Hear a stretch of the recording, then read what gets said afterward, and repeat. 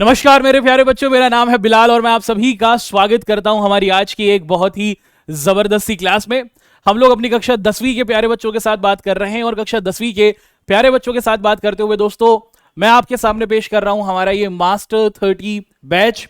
और कक्षा 10वीं के जो हमारे यूपी बोर्ड, बिहार बोर्ड के बच्चे हैं उनके लिए आप देखते हैं कि मुख्य तौर पर हमारी इस सीरीज को या फिर इस बैच को तैयार किया गया है। लेकिन अगर आप यूपी बिहार बोर्ड के नहीं हैं तो आप तब भी इस क्लास को देख सकते हैं, क्योंकि ये चैप्टर सभी बोर्ड के अंदर मौजूद है। हमारे चैप्टर का नाम है सत्ता की साझेदारी। और दोस्तों हमारे ये जो बैच स्टार्ट हुआ है, जिसे हम लोग मास्टर 30 के नाम से पुकार रहे हैं, इसके अंदर हम लोग हर एक चैप्टर से संबंधित आपके जो बेस्ट 30 क्वेश्चंस होते हैं उनको क्या करते हैं दोस्तों, एक एक कर आप सभी के सामने रखते हैं। तो काफी मजेदार, काफी इंटरेस्टिंग और काफी महत्वपूर्ण हमारी ये क्लास होगी। और इसी क्लास से आप देखते हैं कि आपके बहुत सारे सवाल आपके पेपर के अंतर्गत आने वाले हैं। ठीक है, तो दोस्तों हमारे चैप्टर का नाम है सत्ता की साझेदारी और इस चैप्टर का अपन लोग आज लेक्चर नंबर 1 करने वाले हैं।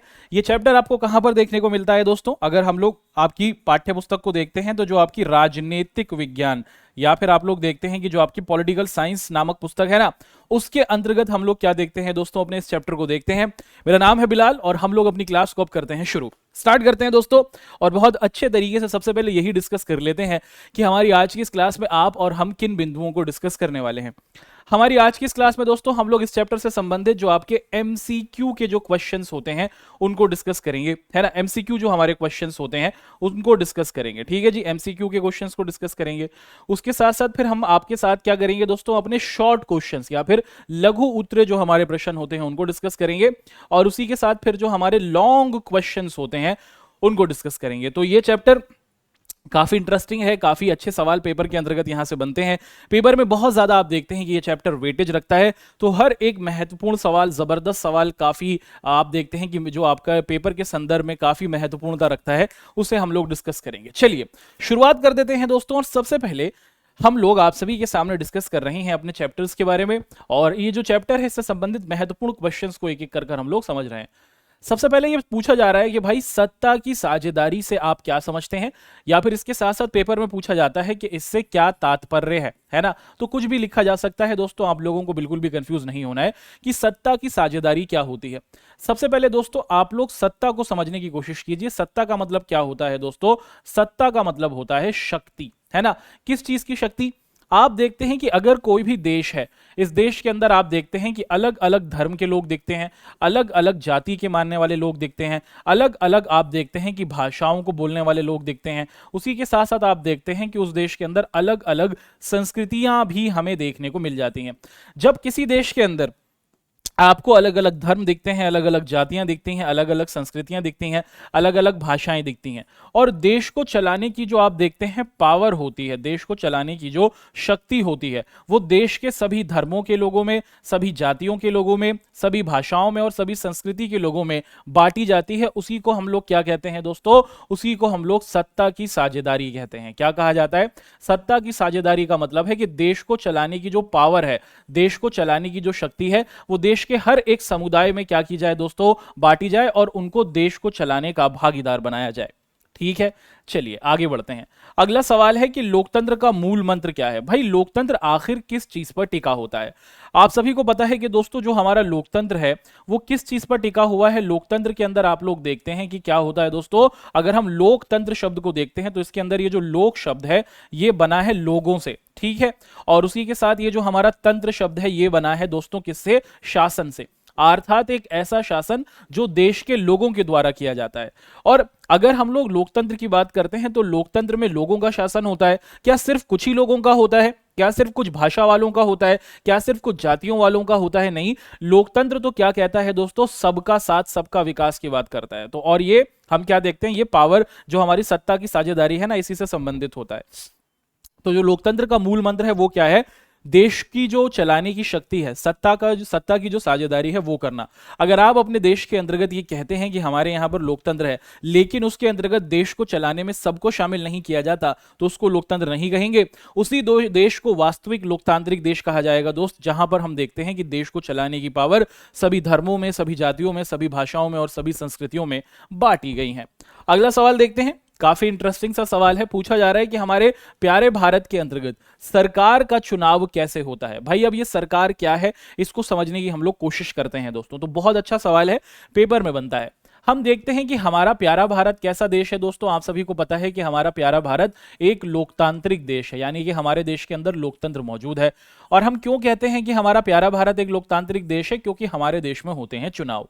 हमारे देश में हर 18 साल से जो बड़ा व्यक्ति है, चाहे वो स्त्री हो या फिर पुरुष या फिर हो तीसरा लिंग, आप देखते हैं कि वो देश के अंदर क्या करता है दोस्तों, वोट देता है। हम लोग क्या करते हैं दोस्तों, हम लोग अपने वोट के जरिए नेता लोगों को चुनते हैं। अब जितने भी हमारे नेता लोग जीत जाते हैं, ये क्या करते हैं दोस्तों, ये अपनी एक टीम बनाते हैं, अपना एक समूह बनाते हैं। और यही समूह क्या करता है दोस्तों, यही समूह को जिम्मेदारी दी जाती है देश को चलाने की। और इसी को हम लोग क्या कहते हैं, इसी को हम लोग सरकार कहते हैं, है ना। तो हमारे देश के अंदर ये जो सरकार है, ये देश के अंदर जीते हुए जो हमारे नेता लोग होते हैं ना, उनका एक ग्रुप होता है, एक समूह होता है, जिनको देश को चलाने की बागडोर क्या दी जाती है दोस्तों, दे दी जाती है। अगला सवाल है कि हमारे प्यारे भारत के अंतर्गत ये जो सरकार है, ये जो जीते हुए नेता लोग होते हैं, इनके दो मुख्य कार्य बताइए। नेता लोगों का या फिर ये जो सरकार होती है, इनके क्या कार्य होते हैं? इनका सबसे पहला कार्य होता है दोस्तों कि देश को चलाने की रोजमर्रा के काम करना, कि देश सही तरीके से चले, देश के अंदर किसी तरीके की कोई अस्थिरता ना आए, देश पूरे तौर पर सुरक्षित रहे, इसकी जिम्मेदारी सरकार या फिर गवर्नमेंट की होती है। और उसी के साथ साथ हम देखते हैं कि हमारी गवर्नमेंट का काम होता है देश को चलाने के लिए नियमों को बनाना, यानी कि कानूनों को बनाना, नए कानूनों को भी बनाना, और जो पुराने कानून हैं उनमें संशोधन यानी कि बदलाव करना। तो ये कुछ दो काम आप देखते हैं कि देश की सरकार से अपेक्षित किए जाते हैं। अगला सवाल आपके सामने पेश किया जा रहा है दोस्तों, तो पूरा फोकस आपको कक्षा के अंतर्गत रखना है। ध्यान से देखिए, लिखा है कि लोकतंत्र में यह क्यों आवश्यक होता है कि सत्ता का बंटवारा अधिक से अधिक लोगों के बीच में किया जाए। जैसे मैंने आपको बताया कि हम हमेशा ये सोचते हैं और कहते हैं कि भाई अगर किसी भी देश के अंदर लोकतंत्र है तो इसका मतलब होगा कि उस देश के अंदर जो अलग अलग धर्म है, जातियां हैं, भाषाएं हैं, अलग अलग समूह हैं, उन सभी लोगों के बीच में देश को चलाने की पावर बांटी जाए, यानी कि देश को चलाने के लिए सबको आमंत्रित किया जाए, है ना। ऐसा नहीं हो कि देश में अगर नेता बनना है तो सिर्फ एक धर्म के लोगों को, एक भाषा के लोगों को या फिर एक समूह के लोगों को ही दिया जाए। ऐसा क्यों जरूरी है? देखिए, अगर हम देखते हैं दोस्तों कि अगर लोकतंत्र में अगर हम देश को चलाने की जो शक्ति है वो वास्तविकता में देश की प्रजा यानी कि नागरिकों के पास होती है, और यही क्या है दोस्तों, हमारे लोकतंत्र का एक बेसिक आधार है। अब अगर हम लोग देखते हैं कि अगर हम लोग अपने देश के अंतर्गत देश को चलाने की जो पावर होती है वो देश के सभी लोगों में बांटते हैं, तो इससे जो आप देखते हैं कि जो हमारा देश होता है ना दोस्तों, वो सही तरीके से चलता है। देश के अंदर शांति बनी रहती है। देश के अंदर रहने वाला जो हर एक समूह है उसे लगता है कि भाई हमारी बात को सुना जा रहा है, ये देश हमारा ही है। तो लोकतंत्र के लिए आप देखते हैं कि ये बहुत ज्यादा जरूरी है कि देश को चलाने की पावर देश के नागरिकों के बीच में हो, सबको उसमें शामिल किया जाए, उनके हर समाज के हर एक समूह को आप देखते हैं कि देश के शासन में शामिल किया जाए, और सत्ता का बंटवारा यानी कि देश को चलाने की पावर अधिक से अधिक लोगों के बीच में की जाए। यही लोकतंत्र को मजबूत करती है। अगला सवाल, यहां से कुछ हम अपने एमसीक्यू के सवालों को डिस्कस करेंगे दोस्तों। हमारा ये जो अध्याय है उसके अंदर आप लोग एक देश के बारे में पढ़ते हैं जिसका नाम है श्रीलंका।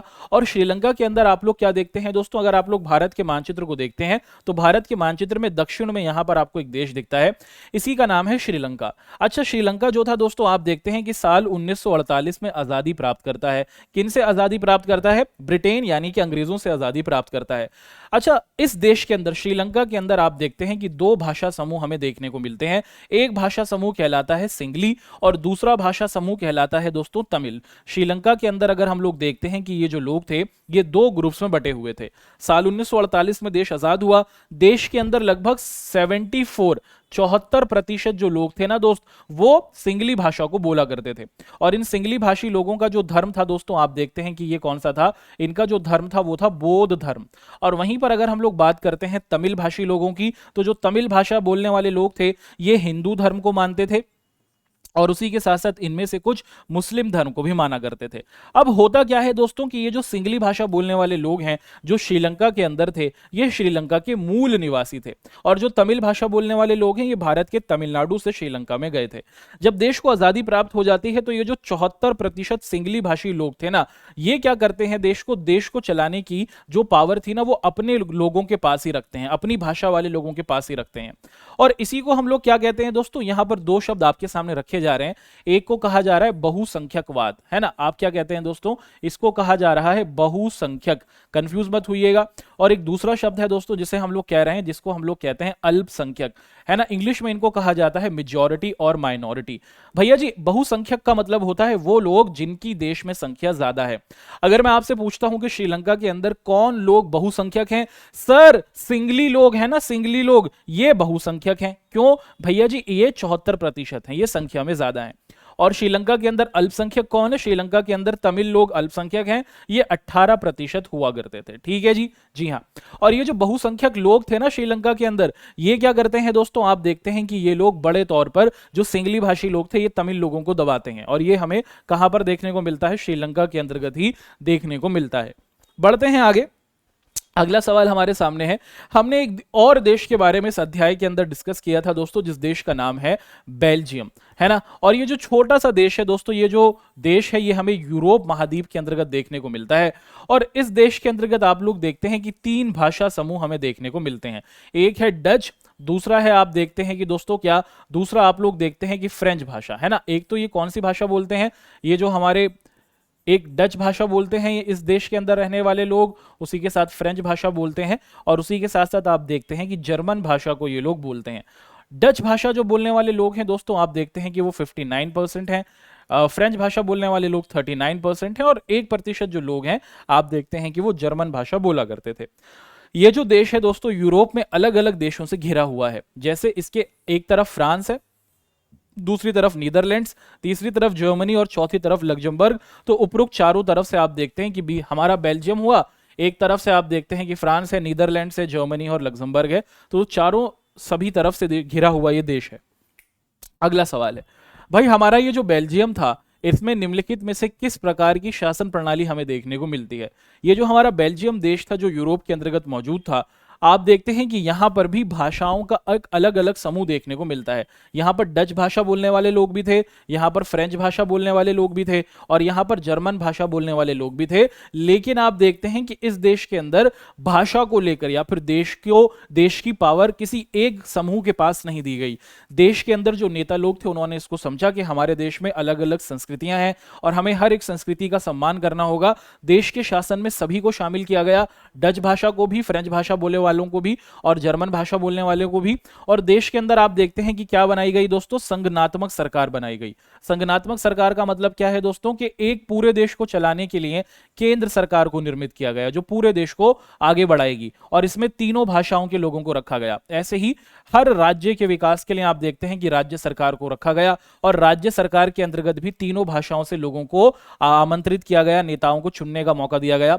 और तीसरे तरीके की सरकार कहलाई दोस्तों सामुदायिक सरकार। और इस सामुदायिक सरकार के अंतर्गत क्या किया गया कि जब भी देश में भाषा संबंधी या फिर आप देखते हैं कि कल्चरल संबंधी कोई नियम बनेंगे तो वो सामुदायिक सरकार बनाएगी। तो जब सरकार के एक से ज्यादा रूप हो जाते हैं, है ना, तो उसको हम लोग संगठनात्मक सरकार कहते हैं, और बेल्जियम में हमें संगठनात्मक सरकार ही देखने को मिलती है। बढ़ते हैं आगे, अगला सवाल है कि सामुदायिक सरकार की व्यवस्था किस देश में मिलती है। अभी अभी हमने पीछे देखा दोस्तों, सामुदायिक सरकार की जो व्यवस्था है वो हमें बेल्जियम के अंतर्गत दिखती है। और ये जो सामुदायिक सरकार की व्यवस्था थी ये क्या करती थी, ये बेल्जियम के अंदर आप देखते हैं कि भाषा संबंधी नियम और कानून बनाया करती थी। ऑप्शन सी अपन लोगों का बिल्कुल सही बनता है। अगला सवाल आपके सामने है कि श्रीलंका में कैसी शासन व्यवस्था थी। तो जैसे हमने देखा कि बेल्जियम के अंदर क्या किया गया था दोस्तों, हमने देखा कि जैसे बेल्जियम के अंदर मुख्य तौर पर हमने देखा कि पूरे देश को चलाने के लिए केंद्र सरकार, राज्यों को चलाने के लिए राज्य सरकार और भाषा संबंधी कानून बनाने के लिए सामुदायिक सरकार थी। लेकिन आजादी के बाद साल 1948 में जब श्रीलंका को आजादी मिलती है तो वहां पर सिर्फ एक ही सरकार निर्मित की जाती है, जिसको क्या कहा जाता है, जिसको श्रीलंका की केंद्रीय सरकार कहा जाता है। वहां पर सिर्फ एक ही प्रकार की सरकार दिखती है, राज्यों की सरकारें नहीं दिखती हैं, और वही एक सरकार पूरे के पूरे श्रीलंका को कंट्रोल करती थी। और वहां पर हमें एकात्मक सरकार देखने को मिलती है दोस्तों। क्या नाम है, श्रीलंका के अंदर हमें एकात्मक सरकार का स्वरूप देखने को मिलता है। अगला सवाल है पूछा जा रहा है दोस्तों कि समाज में शांति और सौहार्द बनाए रखने के लिए सत्ता की साझेदारी क्यों की जाती है।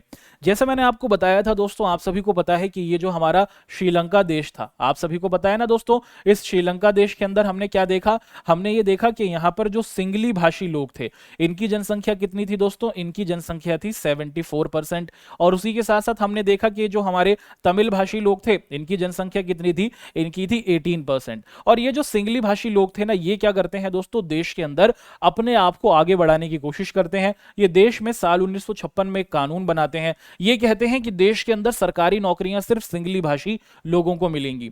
जो सिंगली भाषी लोगों का धर्म था ना, बौद्ध धर्म, उसे देश का धर्म बना देते हैं और दूसरे धर्मों को सम्मान नहीं देते हैं।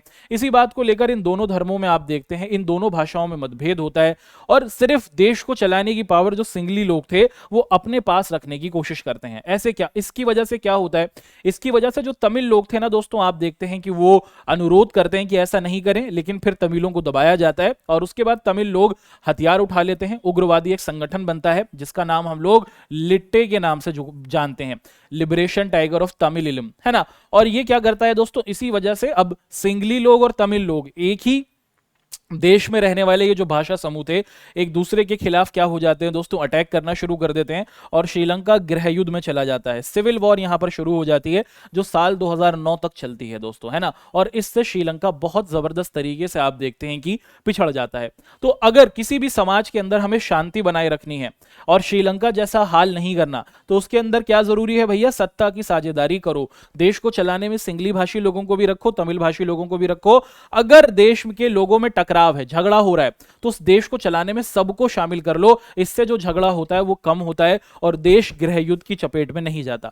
गृह युद्ध का मतलब क्या होता है, गृह युद्ध का मतलब होता है जब एक ही देश के अंदर रहने वाले लोग एक दूसरे की जान के दुश्मन हो जाते हैं बेटा, उसी को हम लोग गृह युद्ध कहते हैं।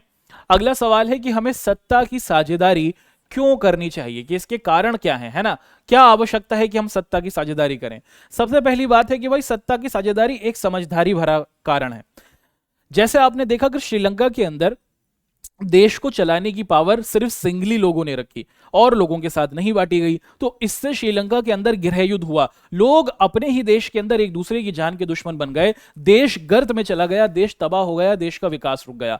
वहीं अगर हम बेल्जियम की बात करते हैं तो वहां पर देश को चलाने के लिए डच, जर्मन और फ्रेंच सभी भाषाओं के लोगों को शामिल किया गया और एक समझदारी के साथ चला गया। क्या बेल्जियम में गृह युद्ध हुआ, क्या बेल्जियम में लोगों ने एक दूसरे को मारा, क्या बेल्जियम का विकास रुका, नहीं रुका। तो जब आप देश को चलाने में सबको शामिल करते हैं तो ये एक समझदारी भरा कारण होता है और इससे देश का विकास तेजी से बढ़ता है। और ये एक नैतिक कारण भी है। नैतिक कारण का मतलब कि ये लोग उसी देश के हैं। अगर हम बात करें बेल्जियम के बारे में, तो जैसे बेल्जियम के अंदर हम देखते हैं दोस्तों कि वहां पर डच भाषा बोलने वाले लोग थे, उसी के साथ साथ हम देखते हैं कि वहां पर फ्रेंच भाषा बोलने वाले लोग थे और उसी के साथ साथ हम देखते हैं कि वहां पर जर्मन भाषा बोलने वाले लोग थे। लेकिन इन सभी की भाषाएं अलग थी, लेकिन आप देखते हैं कि ये सभी थे तो एक ही देश के निवासी ना। एक नैतिकता के आधार पर, एक मानवता के आधार पर इनको देश के अंदर, देश के शासन में शामिल करना चाहिए, है ना। तो इस समझदारी भी है कि भाई सबको देश के शासन में शामिल करो, शामिल करोगे तो झगड़ा नहीं होगा, देश का विकास बढ़ेगा। और नैतिकता भी है, मोरालिटी भी है दोस्तों, है ना। एक मानवीय अधिकार भी है कि ये इसी देश के रहने वाले हैं, कहीं बाहर से नहीं आए, है ना।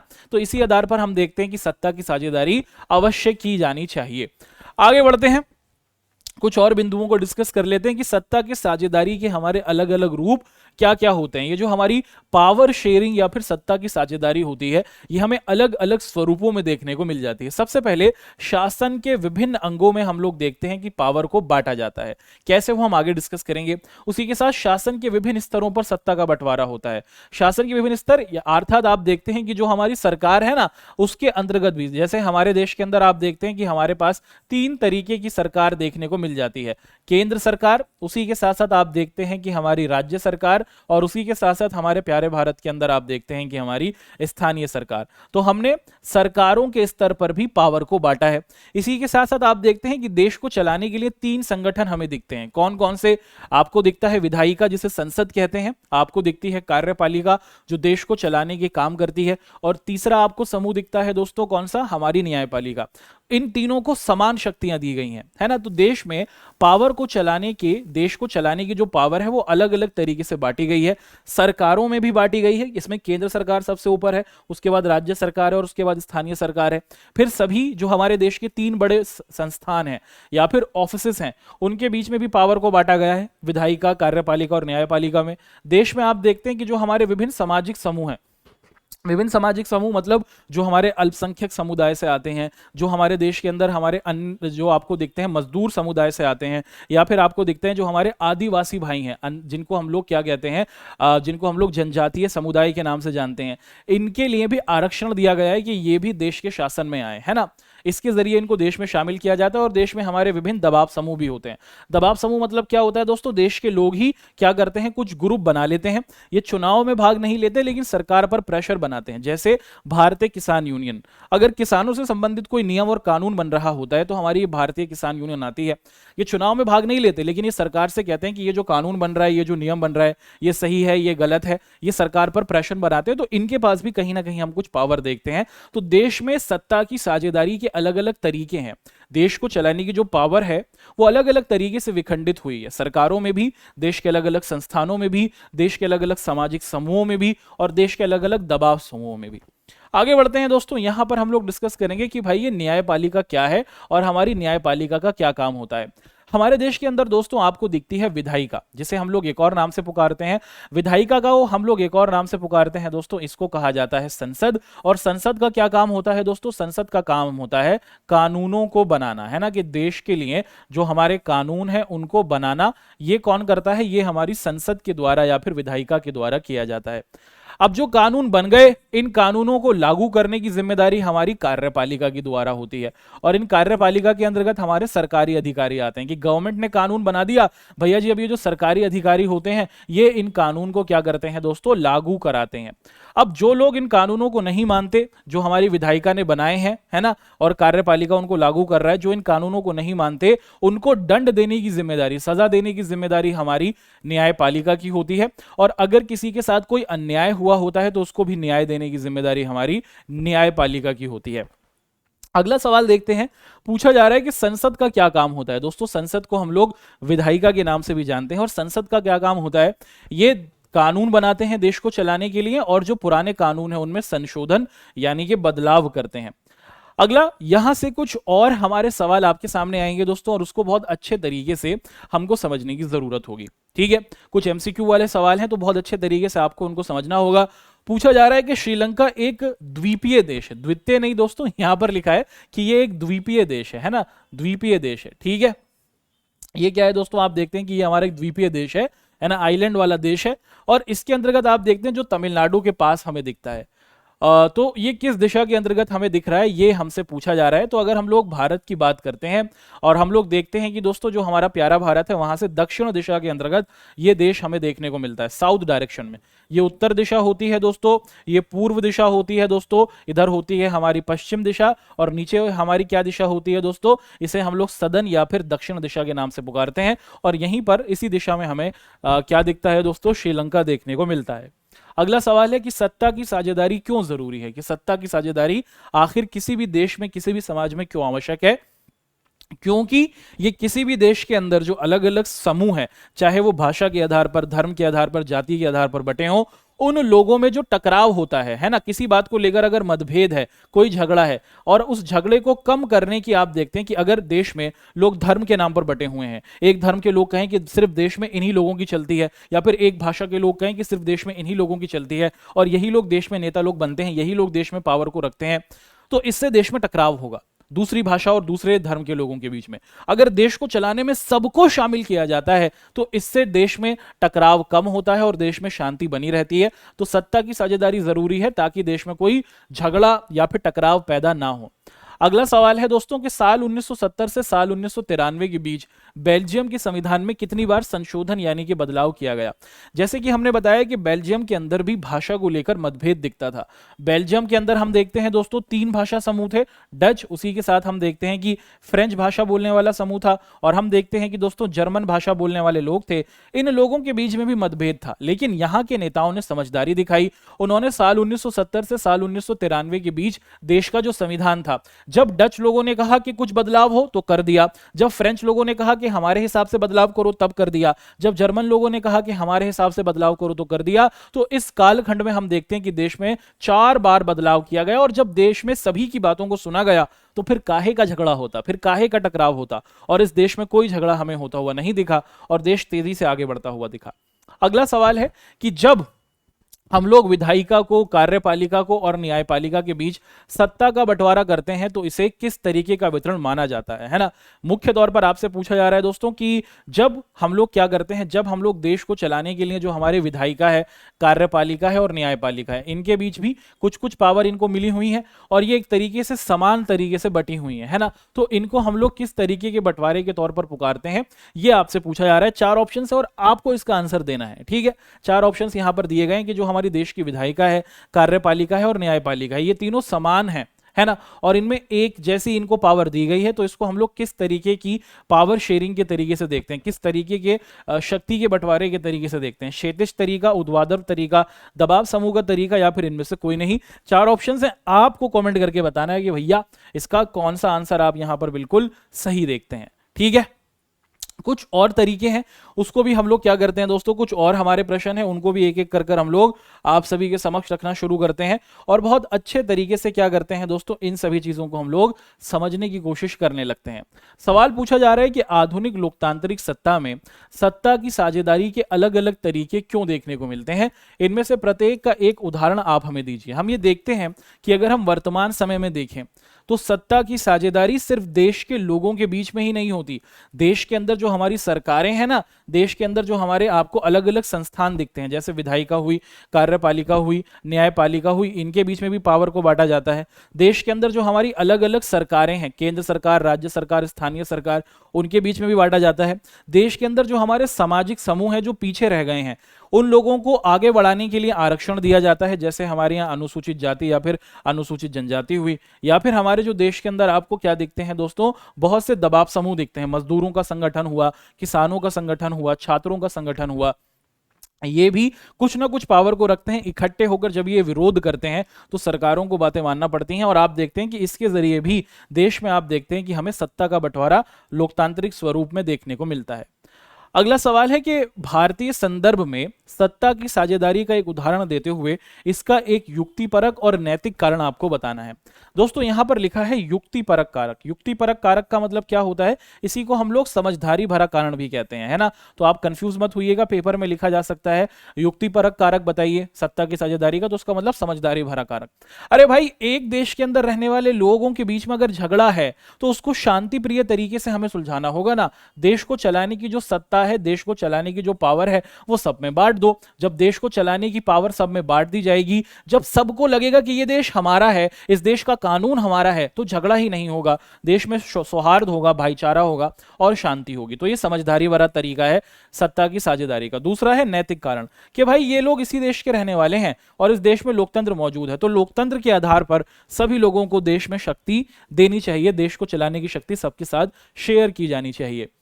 अब यहां से दोस्तों एक काफी इंटरेस्टिंग सा सवाल हमारे सामने है। पूछा जा रहा है कि इस अध्याय को पढ़ने के बाद 3 छात्रों ने अलग अलग निष्कर्ष निकाले, और इन 3 छात्रों ने जो अलग अलग निष्कर्ष निकाले हैं उन्होंने अपने आंसर्स इस तरीके से दिए। थमन करके एक बच्चा है ना, थमन भाई साहब कह रहे हैं कि जिन समाजों में क्षेत्रीय, भाषाई और जातीय आधार पर विभाजन हो वहां ही सत्ता की साझेदारी जरूरी है, कि एक ऐसा समाज जो क्षेत्र के तौर पर, भाषा के तौर पर और जातीय तौर पर बटा हो, वहीं पर देश को चलाने की पावर होनी चाहिए। वहीं दूसरा है मथाई। मथाई कहता है कि भाई देश को चलाने की जो साझेदारी है वो सिर्फ बड़े देशों में होनी चाहिए, छोटे देशों में ये नहीं चल सकता पावर शेयरिंग, या फिर देश को चलाने की जो शक्तियां हैं वो सब में बांटी जाएं।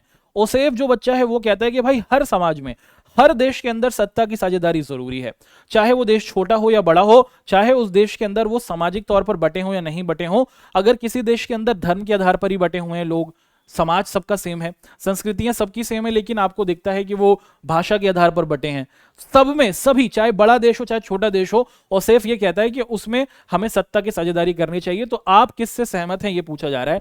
अधिकतर जो सही आंसर है दोस्तों वो ओसेफ भाई ने जो कहा है वो बिल्कुल सही है, कि सत्ता की साझेदारी के लिए सबसे महत्वपूर्ण बात है कि ये जरूरी नहीं है कि वो सिर्फ मुख्य तौर पर क्या हो दोस्तों, आप देखते हैं कि छोटे देशों में ही होगी या बड़े देशों में होगी, वो हर एक समाज में हो सकती है। और देश को चलाने की जो पावर हो ना वो कुछ चंद लोगों के पास नहीं हो। देश को चलाने के लिए जो पावर हो देश के हर एक समूह में बांटी जाए, हर एक भाषा, हर एक धर्म के व्यक्तियों में बांटी जाए। इससे देश के अंदर लोकतंत्र मजबूत होगा और देश में तानाशाही, तानाशाही का मतलब यानी कि एक व्यक्ति का शासन हमें होता हुआ नहीं दिखेगा। अगला सवाल है कि बेल्जियम में ब्रुसेल्स, बेल्जियम की राजधानी है ब्रुसेल्स दोस्तों, और यहां पर आप देखते हैं कि यहां का एक शहर है मैनचर्ट।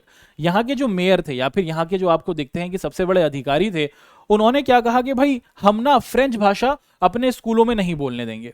और उन्होंने ये कहा कि इससे हमारे क्या है दोस्तों कि इससे जो लोग हैं ना उनके लिए सही नहीं है। क्या आपके हिसाब से ये जो फैसला लिया गया था ये सही है या फिर नहीं है, ये आपसे पूछा जा रहा है। देखिए बेल्जियम के अंदर अगर हम लोग देखें तो हमें सत्ता की साझेदारी दिखती है। वहां पर डच भाषा बोलने वाले लोग 59% हमें दिखते हैं, और उसी के साथ साथ हम देखते हैं कि जो डच भाषा बोलने वाले लोग हैं वो बड़ी संख्या में हमें दिखते हैं। अच्छा, जो ब्रुसेल्स है जो राजधानी थी, वहां पर आप देखते हैं जो फ्रेंच भाषी लोग थे और डच भाषी लोग थे, उनके बीच में पावर को बांटा जा रहा था। लेकिन हम लोग देखते हैं दोस्तों, लेकिन जब हम देखते हैं कि यह कह दिया जाता है कि देश का जो स्कूल होगा, है ना, वहां पर आप क्या देखते हैं दोस्तों, बेल्जियम में शुरुआती समय में जो राजधानी ब्रुसेल्स में थी ना, वहां के स्कूलों में यह कह दिया गया जो फ्रेंच भाषा बोली जाती है ना, ये स्कूलों में नहीं पढ़ाई जाएगी।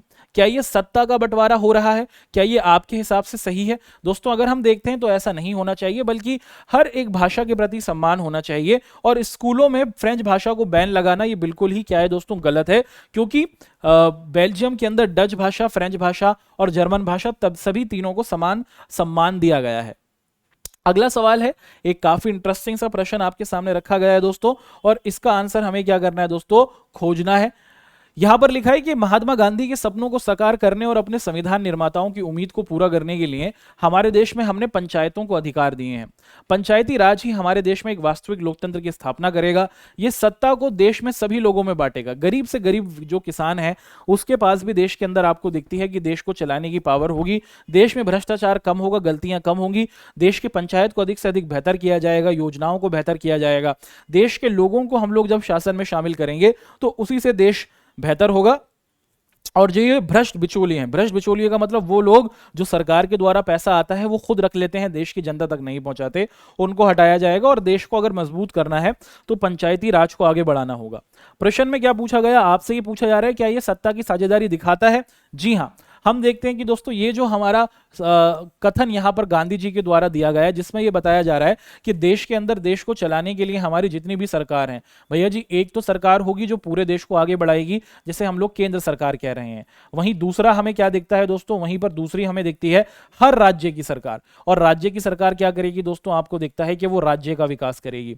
अब हमारे देश में बहुत सारे गांव हैं, छोटे छोटे स्तर के इलाके हैं। उन छोटे स्तर के इलाकों के लिए लोगों को ही, उन्हीं इलाके के लोगों को देश के शासन में शामिल किया गया, इलाके के शासन में शामिल किया जाए, तो यह सत्ता की साझेदारी का एक युक्तिपरक कारक है, समझदारी वाला कारण है कि एक ग्रामीण व्यक्ति को ही पता है कि उसके गांव में क्या समस्या है, और जब उसको ये जिम्मेदारी दी जाती है कि तुम ये शासन संभालो, तुम ये जिम्मेदारी संभालो, तुम पंचायत में आओ, तुम अपने इलाके के मुखिया या फिर प्रधान बनो और फिर बेहतर करो, तो ये हमें सत्ता की साझेदारी का एक स्वरूप दिखता है ना, कि पूरे देश के लिए केंद्र सरकार, राज्यों के विकास के लिए राज्य सरकार, और हर एक छोटे से छोटे विकास के लिए, शहरों के लिए नगर पालिका, और आप देखते हैं कि हमारे गांव के लिए जो हमारी स्थानीय सरकार होती है, पंचायत होती है, तो वो सत्ता की साझेदारी का एक स्वरूप हमें दिखाती है।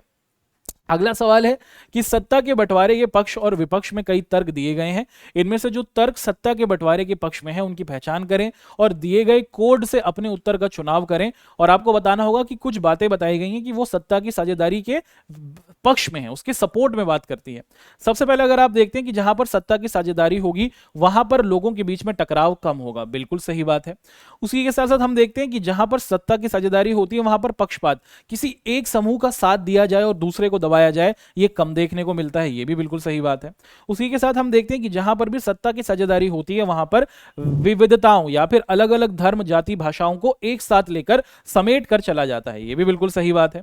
इसी के साथ हम देखते हैं कि जहां पर सत्ता की साझेदारी मिलती है उसके बीच उसमें आप देखते हैं कि वो देश के अंदर लोकतंत्र को मजबूत करती है। तो ऑप्शन एफ भी हमारा बिल्कुल सही बनता है। चलिए कुछ और हमारे प्रश्न है दोस्तों। पूछा जा रहा है कि बेल्जियम और श्रीलंका की सत्ता में साझेदारी की व्यवस्था के बारे में निम्नलिखित बयानों पर आपको विचार करना है और आपको बताना है कि दिए गए कथनों में से कौन सी बात हमें सही दिखती है। कि बेल्जियम में डच भाषी बहुसंख्यकों ने फ्रेंच भाषी अल्पसंख्यकों पर अपना प्रभुत्व जमाने का प्रयास किया। दूसरा, बेल्जियम के अंदर जो सरकार थी, आप देखते हैं कि सरकार की नीतियों ने सिंगली भाषी बहुसंख्यकों का प्रभुत्व जमाने का प्रयास किया। अपनी संस्कृति और भाषा को बचाने और शिक्षा रोजगार के समान अवसर के लिए श्रीलंका के तमिलों ने सत्ता की साझेदारी की बात की थी। ऑप्शन डी है कि बेल्जियम में एकात्मक सरकार की जगह संघीय शासन व्यवस्था लाकर देश के भाषा के आधार को टूटने से बचाया गया। जो सही सही बातें हैं वो हमें ढूंढनी है। तो सबसे पहले हम लोग देखते हैं दोस्तों कि श्रीलंका जो हमारा बेल्जियम था वहां पर डच भाषा बोलने वाले लोग 59% थे और ये बहुसंख्यक थे। तो क्या इन लोगों ने फ्रेंच भाषी लोगों को दबाया? ऐसा हुआ था? ऐसा तो नहीं हुआ था। तो ये ऑप्शन ए तो गलत है। हमें जो सही बात है वो ढूंढनी है। दूसरा, हम देखते हैं कि जो श्रीलंका था दोस्तों, वहां की जो सरकार थी, वहां के सिंगली भाषी जो बहुसंख्यक लोग थे, उन्होंने अपना प्रभुत्व वहां पर जमाया था। ये कहा था कि देश में हम ही को सरकारी नौकरियां मिलेंगी, हमारे ही धर्म को आगे बढ़ाया जाएगा। तो ये बात बिल्कुल सही है। उसके बाद तीसरी है कि अपनी संस्कृति और भाषा को बचाने के लिए हम देखते हैं कि जो श्रीलंका के अंदर तमिल लोग थे ना, जब साल 1956 में कानून बना दिए श्रीलंका में और सिंगली लोगों से कह दिया गया और सिंगली लोगों ने यह कहा कि अब हम लोग अपने ही लोगों को नौकरियां देंगे सरकारी। अब देश का जो धर्म है वो बौद्ध धर्म है, अब देश की जो भाषा है वो सिंगली भाषा है। तमिलों को बहुत कम अधिकार दिए। तो तमिल लोगों ने कहा था कि भाई देश को चलाने में सबको शामिल करो, तुम भी पावर को रखो, हमें भी देश को चलाने की पावर दो। तो उन्होंने ये बात की थी दोस्तों, इस मांग को किया था। ये बात भी सही है ना। उसके बाद बेल्जियम के अंदर आप देखते हैं कि एकात्मक सरकार को नहीं रखा गया। एकात्मक सरकार का मतलब कि एक ही सरकार को नहीं रखा, बल्कि सरकार के अलग अलग स्वरूप रहे। केंद्र सरकार दिखी, राज्य सरकार दिखी, स्थानीय सरकार रही, जिससे हर एक भाषा के जो लोग थे वो देश के शासन में शामिल हुए। तो ऑप्शन बी, सी, डी ये हमारे बिल्कुल सही बनते हैं दोस्तों। चलिए आगे बढ़ते हैं। यहां पर हमें क्या करना है दोस्तों, मिलान करना है और इन मिलानों के आंसर्स को हमें समझने की बहुत अच्छे तरीके से क्या करनी है दोस्तों, कोशिश करनी है। पूछा जा रहा है कि निम्नलिखित को आप लोगों को सुमेलिखित करना है। सरकार के विभिन्न अंगों के बीच जो सरकार का बंटवारा होता है, कि जब आप सरकार के जो हमारे अलग अलग अंग होते हैं, है ना, उनके बीच में जो सत्ता का बंटवारा करते हैं, तो दोस्तों वो क्या कहलाता है, वो अधिकारों का वितरण। कि किसके पास कितने अधिकार हैं, सरकार की केंद्र सरकार के पास कितने अधिकार हैं, राज्य सरकार के पास कितने अधिकार हैं, तो वो कहलाता है दोस्तों अधिकारों का वितरण। दूसरा है जो हमारे देश के अंदर विभिन्न स्तर की सरकारों के बीच में जो अधिकारों का बंटवारा होता है, कि हमारे देश में आपको अलग अलग प्रकार की सरकारें दिखेंगी। जैसे आप देखते हैं कि केंद्र सरकार है जो पूरे देश को आगे बढ़ाती है, जैसे आपको दिखती है राज्य सरकार जो पूरे राज्य को आगे बढ़ाती है, और तीसरी दिखती है हमारी स्थानीय सरकार। स्थानीय सरकार का मतलब कि गांव के लिए पंचायतें और शहरों के लिए नगर पालिका। तो जब हम लोग सरकार के दो या दो से ज्यादा स्वरूप देखते हैं, उनको हम लोग क्या कहते हैं दोस्तों, संघीय सरकार के तरीके से पुकारते हैं। यहां पर हमारा ऑप्शन डी सही है। विभिन्न सामाजिक समूहों के बीच में आप देखते हैं कि जब हमारे बीच में सत्ता की साझेदारी होती है, कि जब किसी देश में अलग अलग जो सामाजिक समूह हैं उनके बीच में सरकार को स्थापित किया जाता है, तो उसे सामुदायिक सरकार कहते हैं। जैसे बेल्जियम में था। बेल्जियम में क्या किया गया दोस्तों, आप देखते हैं कि जब भी भाषा संबंधी कोई नियम और फैसला लिया जाएगा, तो वो देश के नेता लोग नहीं रहेंगे, बल्कि आपको दिखता है कि समुदाय के अंतर्गत जो लोग हैं उनसे ही इस बात की अपेक्षा की गई। और जब दो या दो से अधिक दल क्या करते हैं, जब किसी देश के अंदर एक या फिर एक से ज्यादा जो पॉलिटिकल पार्टी होती हैं वो साथ मिलकर देश में सरकार को स्थापित करती हैं, तो उसको हम लोग गठबंधन की सरकार के तरीके से पुकारते हैं। ठीक है दोस्तों, चलिए आगे बढ़ते हैं। अब कुछ और हमारे सवाल होंगे, उनको भी हम लोग एक एक करके डिस्कस करने की कोशिश कर लेते हैं। पूछा जा रहा है कि यूरोपीय संघ का मुख्यालय कहाँ है। जो हमारा यूरोपीय संघ है इसका मुख्यालय हमें कहाँ पर दिखता है दोस्तों, इसका जो हमारा मुख्यालय है वो ब्रुसेल्स, बेल्जियम की जो राजधानी है वहीं पर यूरोपीय यूनियन का मुख्यालय हमें देखने को मिलता है। और ये यूरोपीय यूनियन पूरे यूरोप में शांति स्थापित करने की कोशिश की बात करता है। अगला सवाल है कि ब्रुसेल्स के 20% लोग किस भाषा को बोलते हैं। अगर आपको याद होगा, बेल्जियम के अंदर पूरे देश में डच भाषा बोलने वाले लोग 59% हैं, है ना। लेकिन आप देखते हैं कि देश की जो राजधानी है ना ब्रुसेल्स, वहां पर कहानी अलग हो जाती है। ब्रुसेल्स के अंदर आपको दिखता है कि ब्रुसेल्स के अंदर ये जो डच भाषा बोलने वाले लोग हैं ना, ये कम रहते हैं, है ना। ब्रुसेल्स के अंदर आप लोग क्या देखते हैं दोस्तों, डच भाषा बोलने वाले लोग मात्र 20% हैं। देखिए कंफ्यूज मत होइएगा, पूरे देश में डच भाषा सबसे ज्यादा बोली जाती थी, लेकिन राजधानी के अंदर डच भाषा बोलने वाले मात्र 20% लोग ही रहा करते थे। और अगर बात की जाती है कि बेल्जियम की देश की कुल आबादी का 59% हिस्सा जो था जो कौन सी भाषा बोलता था, जो फ्लेमिश इलाके में रहता था, वो दोस्तों डच भाषा बोला करता था, याद रखिएगा। लेकिन जब ये राजधानी में थे, बेल्जियम के अंदर जो राजधानी है ब्रुसेल्स, वहां पर ये 20% भाषा बोलने वाले लोग थे। और बेल्जियम की राजधानी ब्रुसेल्स में हम देखते हैं कि 80% जो लोग थे वो फ्रेंच भाषा को बोल रहे थे। कंफ्यूज मत होइएगा, पूरे देश में सबसे ज्यादा भाषा डच भाषा बोली जाती है बेल्जियम में, लेकिन राजधानी में कहानी उल्टी हो रही है। राजधानी के अंदर फ्रेंच भाषा बोलने वाले 80% हैं और डच भाषा बोलने वाले मात्र 20% हैं। आगे बढ़ते हैं दोस्तों, अगला सवाल है कि सत्ता की साझेदारी हम कहां पर होते हुए सबसे बेहतरीन तरीके से देखते हैं कि देश को चलाने की जो पावर है वो देश के सभी लोगों में किस शासन व्यवस्था में देखने को मिलती है। वो सिर्फ और सिर्फ लोकतंत्र के अंतर्गत ही हमें देखने को मिलती है, जहां पर देश के अंतर्गत हर एक समाज के व्यक्ति को देश को चलाने की पावर दी जाती है। अगला सवाल पूछा जा रहा है कि एक विकास है कि बहुसंख्यक समुदाय को अल्पसंख्यकों की इच्छाओं और जरूरतों की अवहेलना करके किसी भी तरह से देश पर शासन करने में सक्षम होना, कि एक प्रकार की ऐसी सोच जिसमें देश के अंदर जो ज्यादा संख्या में लोग रहते हैं वो पावर को प्राप्त करें और वही देश के अंदर अपना कब्जा बनाकर रखें, उसको क्या कहा जाता है? उसको हम लोग बहुसंख्यकवाद के नाम से पुकारते हैं। उसी को हम लोग क्या कहते हैं दोस्तों? बहुसंख्यकवाद। एक ऐसी सोच है जिसमें देश के अंदर जिनकी संख्या ज्यादा है वो कम संख्या वाले लोग, अल्पसंख्यक लोगों को दबाते हैं, उनकी अवहेलना करते हैं और देश पर अपना कब्जा करते हैं, तो इसको हम लोग बहुसंख्यक के नाम से पुकारते हैं। अगला प्रश्न है कि श्रीलंका में सिंगली भाषा जो बोलने वाले लोग थे दोस्तों, वो कौन से धर्म से आया करते थे? सिंगली भाषा बोलने वाले लोग 74% थे, इसीलिए बहुसंख्यक थे, और ये बौद्ध धर्म को आप देखते हैं कि माना करते थे।